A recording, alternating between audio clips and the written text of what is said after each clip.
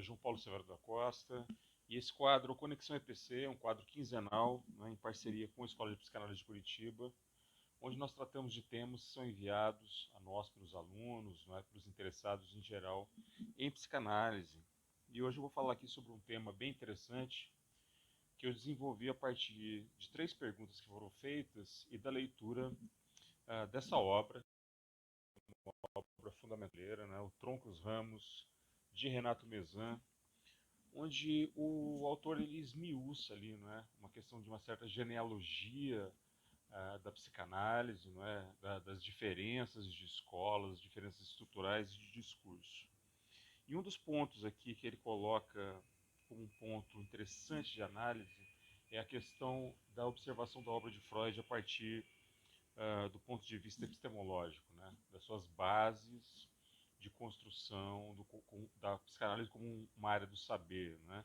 A questão da visão da psicanálise como ciência, já tem um vídeo meu falando sobre isso aqui relacionado, mas de qualquer forma as bases estruturais, né, as bases relativas a essa função, né, da psicanálise enquanto uma área do saber, né, enquanto uma área de conhecimento, elas são importantíssimas.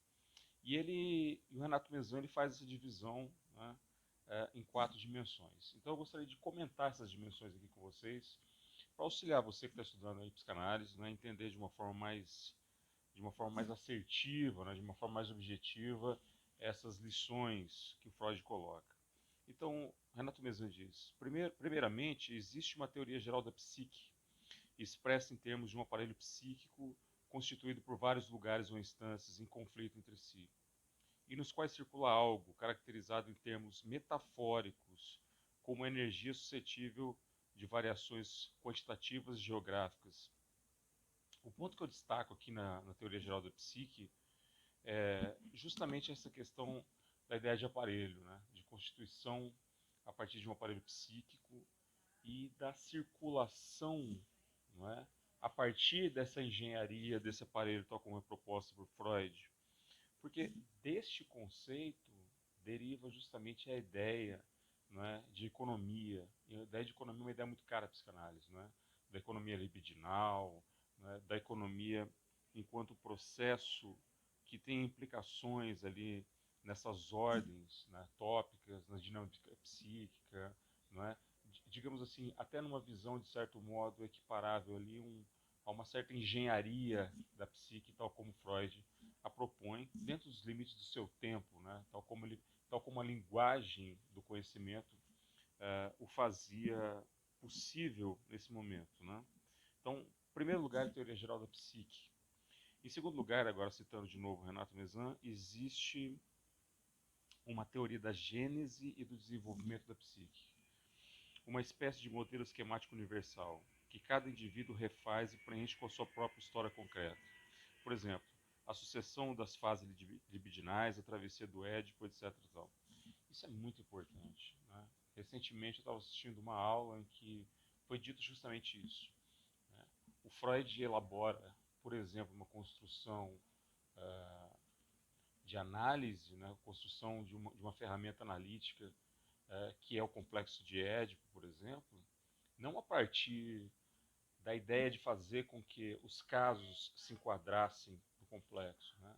Mas justamente pelo fato de que, como um profundo conhecedor da mitologia, Freud começou a perceber de certas similaridades, certas constâncias que se enquadrariam aí sim, né, dentro de uma figura de registro, né, dentro de uma figura. Freud gostava bastante de fazer isso, né?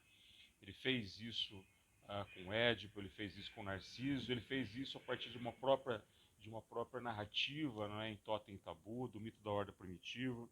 Então, essa ideia de uma construção, né, da gênese e desenvolvimento da psique é realmente um tema que, em vários momentos, nós podemos perceber que, em vários momentos da construção do saber psi, né, antes de Freud e posterior a Freud, esse tema volta e, inclusive, em certa medida, acaba sendo, de certo modo, um ponto de dissidência entre algumas escolas, né? O Renato mesmo coloca a possibilidade de 4 escolas, né, que ele fala ali, da escola inglesa, da escola norte-americana da psicologia do ego, a escola kleiniana e a escola lacaniana, tendo como gênese a escola freudiana.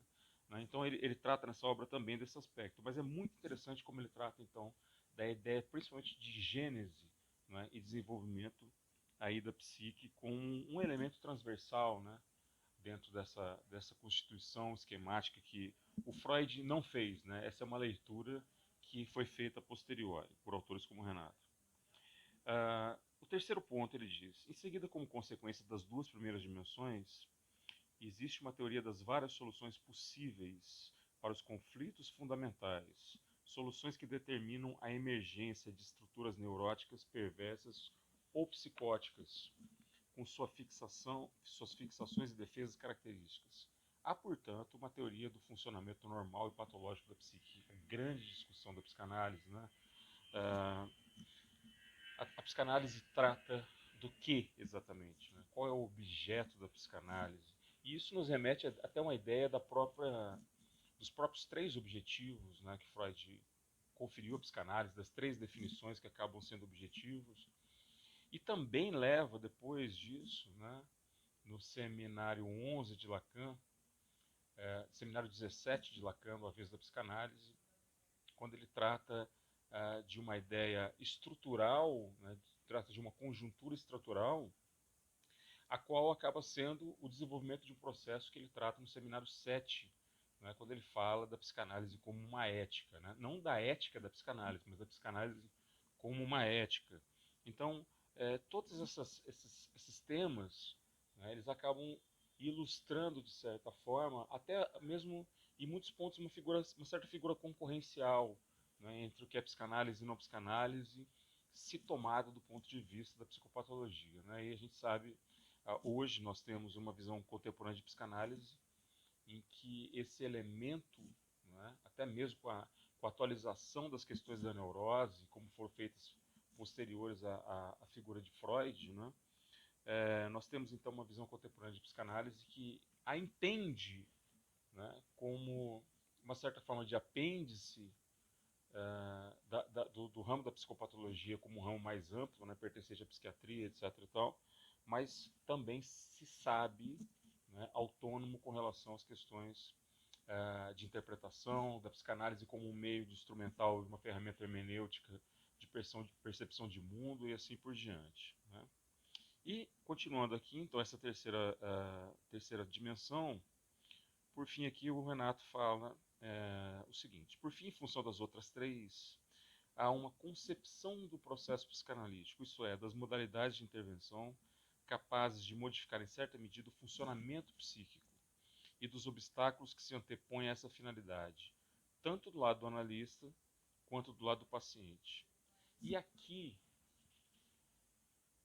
no meu entendimento, se situa a figura, né, que é mais característica do vocábulo, do linguajar, de uma certa forma de estrutura endógena de psicanálise, que é a saída do imaginário ou da figura mental, né, dessa certa síntese, né, do que significa mente. Mente que é um conceito que, por exemplo, não vai ter relevância para Lacan, só para a gente ter uma ideia. O que tem relevância, então, nisso? E nessa ideia que foi, a princípio, desenvolvida por Freud, aqui o Renato circunscreve na concepção do processo psicanalítico. Né? Aqui se situam noções como transferência, resistência, interpretação. Né? Esses são citados pelo, pelo Renato, mas a gente sabe da extensão disso. Né? É aqui que a gente tem uma ideia de que a psicanálise vai muito além dos limites daquilo que a gente possa entender, né, do que a gente concebe como mente. Mas a psicanálise vai, portanto, ao encontro da própria dinâmica psíquica como uma instância em si. Eu espero que você tenha gostado desse vídeo. Leiam Troncos Ramos, de Renato Mezan. Um forte abraço a vocês e até daqui 15 dias com mais um vídeo da série Conexão EPC.